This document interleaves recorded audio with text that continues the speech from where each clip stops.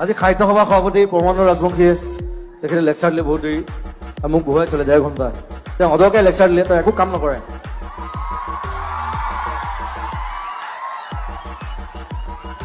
তেওঁ এবাৰ গুৱাহাটী সাহিত্য সভাত মোক মাতি লৈ গ'ল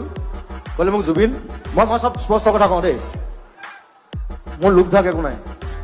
তেওঁ মোক মাতি লৈ গ'ল যে জুবিন তুমি আমাৰ পইচা পাতি নাই সাহিত্য সভা ঠিক আছে সাহিত্য সভা অ'কে মই যাম গৈ মই 1 ঘণ্টা এনেই গান গালোঁ একো নাই অ'কে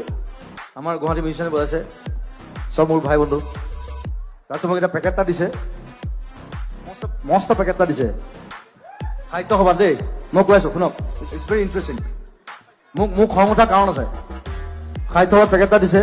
মস্ত বহাইছোঁ কিতাপ দিছে মই কিতাপ দিলে ভাল পাওঁ গছ দিলে ভাল পাওঁ কিতাপ দিলে ভাল পাওঁ মই ঘৰত লৈ গ'লোঁ ৰাতিপুৱা বাৰু কোনো নাই বাৰু মই চবকে ভাত খুৱাইছোঁ সাহিত্য সভাত ভাত খোৱা নাই কিন্তু মই খুৱাইছোঁ আৱাজ অনলি ওৱান মই নিজে পৰঠা বনাইছোঁ তাৰপিছত পেকেটটো খুলিছোঁ তাত কিবা মুলতানী মিট্টি ফেচ ৱাছ হা যিবোৰ মোক নালাগে মই যিবোৰ ইউজ নকৰোঁ মই বোলো কিতাপ দিব লাগিছিলে হোৱাই পৰমানন্দ ৰাজবংশী মই আজি ডাইৰেক্টলি ইয়াৰ পৰা গালি পাৰিছোঁ ইয়াৰ পৰা ইজ ডুইং বেড